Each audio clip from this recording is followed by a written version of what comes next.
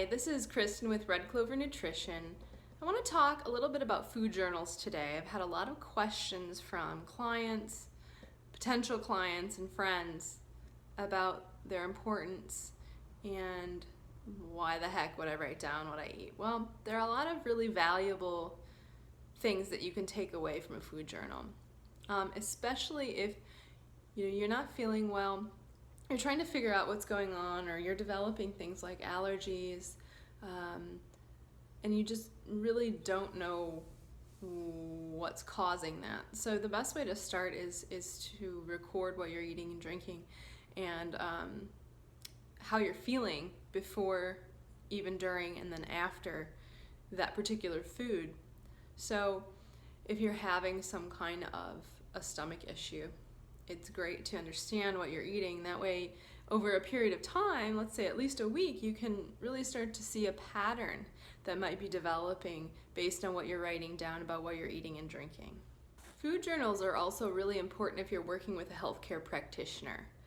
It's really a great way, and I'm speaking from experience here, to work with people that are taking care of writing down what they're eating and drinking. So a food and mood journal just really helps streamline the practice of any practitioner, speeds up the process, and gives you, as the client, a much more detailed regimen, right? And it's tailored specifically to you because a practitioner will be able to understand what those patterns look like, what deficiencies might be present, or anything that we see that could improve your health.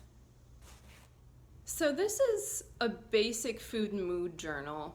This is the template that I use. I'm actually toying with the idea of altering it just a little bit to allow for a little more detail. So basically you have your meal times, the start and end of those meal times, your foods, your drinks, your supplements and herbs and medications, if you take any, your energy and mood, how are you feeling, movement and relaxation, so are you lethargic, are you just kind of laying around, did you go for a 3-mile run, what did you do before and after your meals. And then the digestion reactions. So do you feel bloated after you had that piece of bread or banana or whatever it might be? Did you have to run to the bathroom after you drank your 3rd cup of coffee?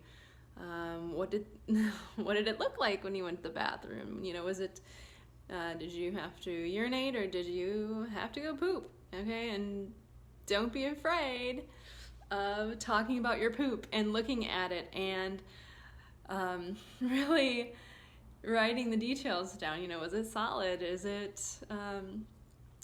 it diarrhea? Is it something in between? What color was it? So we don't talk about poop enough.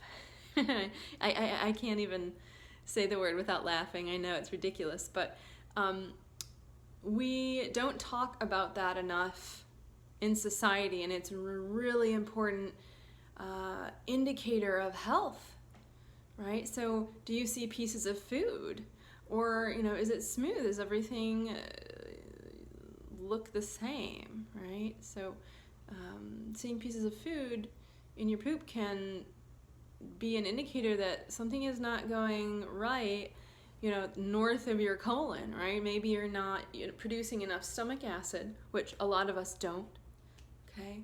And maybe we have to get you on some kind of supplementation, or you need to try some bitters or something to, or stop looking at your phone and just sit down and be mindful of what you're eating to help increase those digestive reactions. I know it sounds silly, but something that simple can drastically improve your digestive function. So let's talk about the food section. Okay, so you can write down when you begin and when you end. But really, what's important to me when I look at a food journal is looking at the types of foods that are written down. Try to be as detailed as you can, right? And again, this is just a template. So, if you want to create your own and literally in a journal, by all means do that.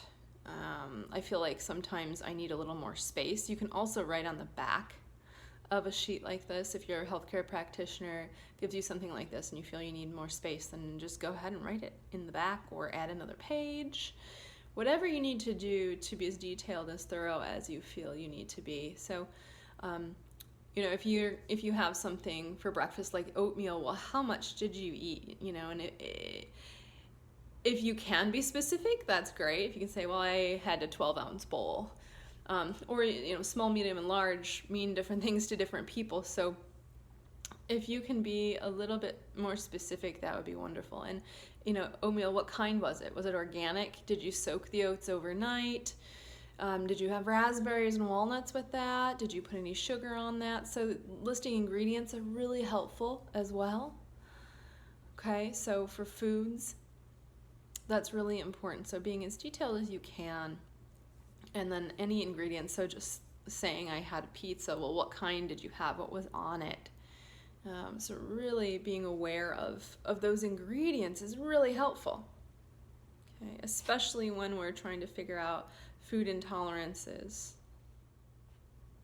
Not only listing the types of foods and drinks that you are consuming, but also, again, the amounts are really important.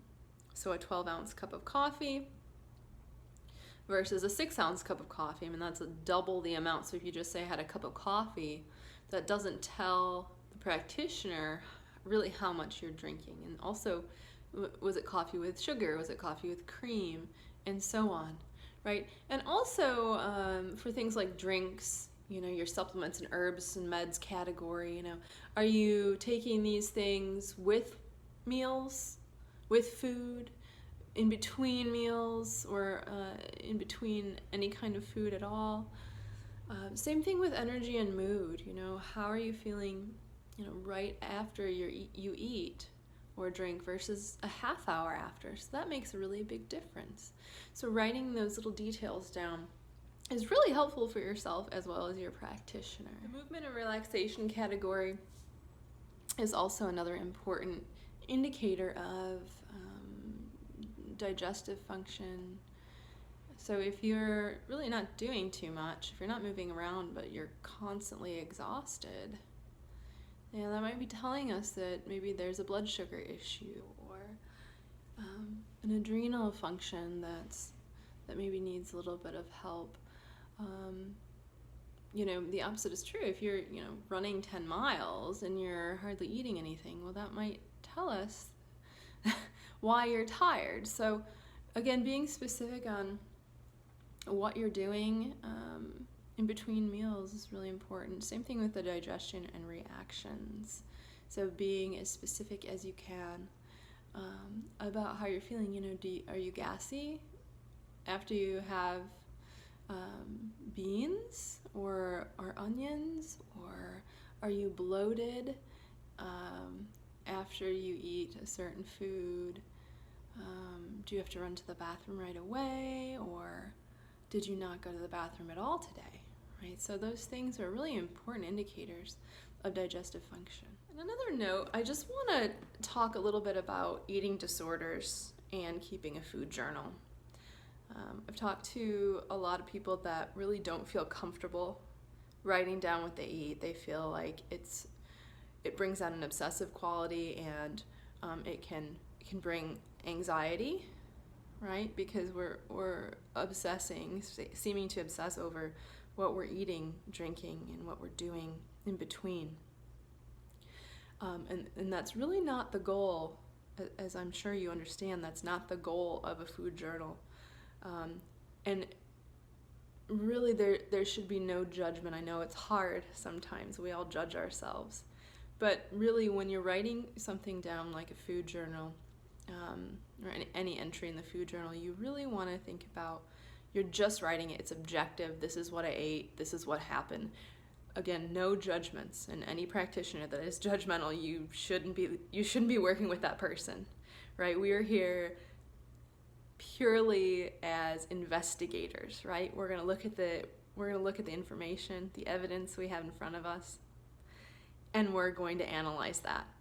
I'm not going to tell somebody, oh, well, you shouldn't have had that donut for breakfast. Well, it's none of my business, right? That's an opinion, and that's really not what I'm here to do. So no guilt, no shaming.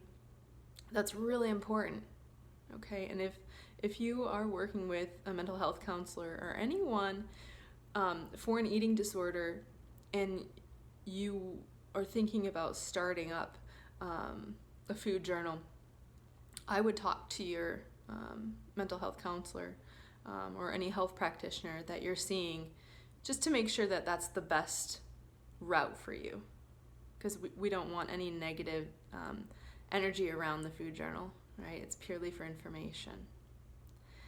So with that, I hope that was a little bit of a help, and I encourage everybody to try journaling for at least a week, just to, even if you think you're fine, right? Even if you feel fine, it's just a great way to be aware of, to be conscious of what you're putting in your body and how that's making you feel. And a lot of times we really don't know how we feel and how things affect us until we start really focusing in on that. So good luck. Let me know how it goes. And if you have any questions, you can find me at redclovernutrition.com.